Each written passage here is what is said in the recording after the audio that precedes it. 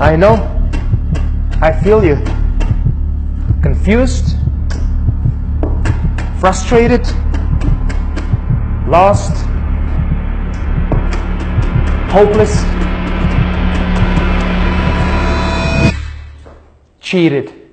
And I'd like to say on behalf of all of us, enough. Today I want you to forget everything you've learned about health and wellness. Forget about all the research studies, all the newspaper and magazine headlines, and just focus on two things: logic and facts, based on history and behavioral patterns. Focus on what makes sense, and by the time you finish watching this video, your views will change. But first, let me start with that you and I would probably agree that one of the top causes for chronic diseases is obesity. So let's go back in history and dig a little bit further to see what really caused the obesity epidemic.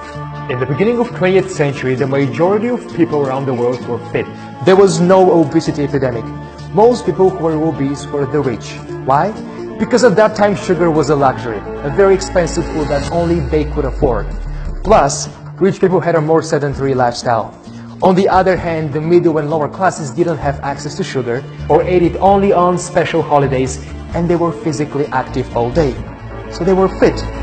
In the next century, sugar became more accessible to the masses for cheaper and cheaper and cheaper as the food industry started pouring sugar into processed foods, and as people began to live a more sedentary lifestyle, the obesity epidemic was born. You're still watching? That's good, because things are going to get even more fun. Now, this is not a theory, these are facts, history, the truth. But let's dig even deeper into all this and find out how the Western food industry has managed to fool us for so long.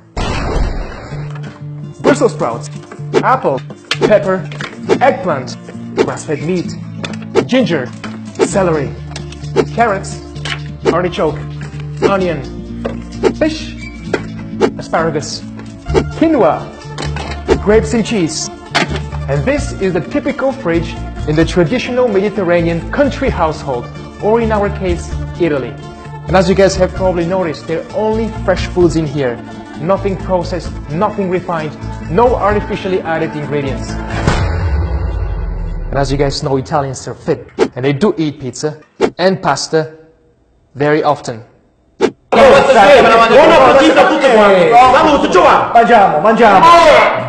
Well, maybe too often, but let's try again. Jelly, skim milk, soy milk, granola bars, fruit snacks, hot dogs, ham, bagels, canned corn, canned sauce, canned vegetables, white bread, soda, salad dressing, healthy orange juice, yeah right, ketchup, cereal, vegetable oil. And this, my friends, is a typical fridge in the average modern household. Mostly processed, packaged, and instant foods. And what most of these foods have in common, which is also the first reason for the obesity epidemic: processed added sugar. Or corn syrup. Or dextrose. Or hundreds of other artificial sweeteners that have names that I don't know how to pronounce. But the problem is that not only you've been unknowingly consuming added sugar in processed foods that is being stored as extra body fat, but there are hundreds of other preservatives, artificial colors, food additives, and flavor enhancers like MSG that make you crave more and eat more. But the worst is, they make you addicted to food, which leads to the second reason for the obesity epidemic: overeating. Because when you're addicted to food, you buy more food and you eat larger portions. And that's what the food industry is best at: making money at the cost of your health. Now, we don't need numerous scientific studies to prove that, because history and the people are the biggest proof. So what can you do about all this? Number one, cut all processed, refined, and instant foods out of your diet, no exception, and start cooking meals from fresh, whole food ingredients.